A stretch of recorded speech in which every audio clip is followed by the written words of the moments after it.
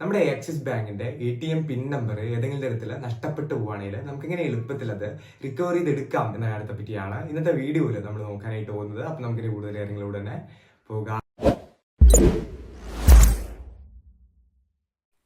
അപ്പോൾ ഇതിന് ആദ്യമായിട്ട് തന്നെ നിങ്ങൾക്ക് അവൈലബിൾ ആയിട്ടുള്ള ഒരു ആക്സിസ് ബാങ്കിൻ്റെ ATM കൗണ്ടറിലേക്ക് പോകേണ്ടതായിട്ടുണ്ട്.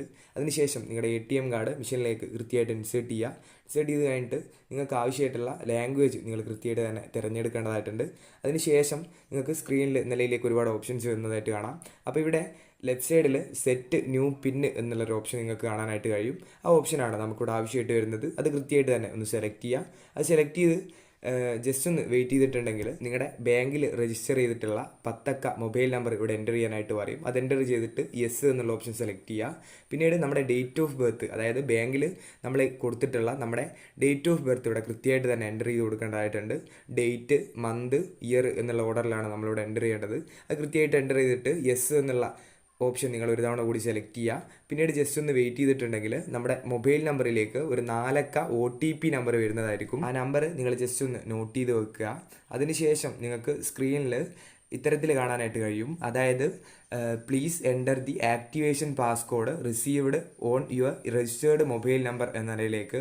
അപ്പോൾ നമുക്കിപ്പോൾ OTP ആയിട്ട് വന്നിട്ടുള്ള ആ 4 അക്ക നമ്പറാണ് നമ്മളിവിടെ കൃത്യമായിട്ട് എൻ്റർ ചെയ്ത് കൊടുക്കേണ്ടത്. അത് എൻ്റർ ചെയ്തതിന് ശേഷം കണ്ടിന്യൂ എന്നുള്ള ഓപ്ഷൻ കൃത്യമായിട്ട് സെലക്ട് ചെയ്യുക. അത് സെലക്ട് ചെയ്തതിന് ശേഷം നമ്മൾ ജസ്റ്റ് ഒന്ന് വെയിറ്റ് ചെയ്തിട്ടുണ്ടെങ്കിൽ നമ്മുടെ സ്ക്രീനിൽ പ്ലീസ് എൻ്റർ യുവർ ന്യൂ പിൻ എന്നുള്ളത് കാണാനായിട്ട് കഴിയും. അപ്പോൾ നമ്മളിവിടെയാണ് പുതുതായിട്ടുള്ള പിൻ നമ്പർ സെറ്റ് ചെയ്യേണ്ടത്. അപ്പോൾ നിങ്ങൾ കൃത്യമായിട്ട് തന്നെ ശ്രദ്ധിച്ചിട്ട് സെക്യൂർ ആയിട്ടുള്ള നിങ്ങളുടെ ഓർമ്മയിൽ ഇരിക്കുന്ന ഒരു 4 അക്ക പിൻ നമ്പർ സെറ്റ് ചെയ്ത് കൊടുക്കുക. അതിനുശേഷം കണ്ടിന്യൂ എന്നുള്ള ഓപ്ഷൻ കൃത്യമായിട്ട് സെലക്ട് ചെയ്യുക.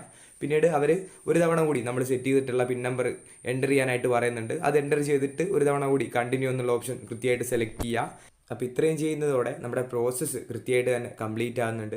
അപ്പോൾ ഇത്തരത്തിൽ എളുപ്പത്തിൽ നമ്മുടെ നഷ്ടപ്പെട്ടു പോയിരിക്കുന്ന ATM പിൻ നമ്പർ നമുക്ക് റിക്കവർ ചെയ്തെടുക്കാനായിട്ട് കഴിയുന്നതാണ്.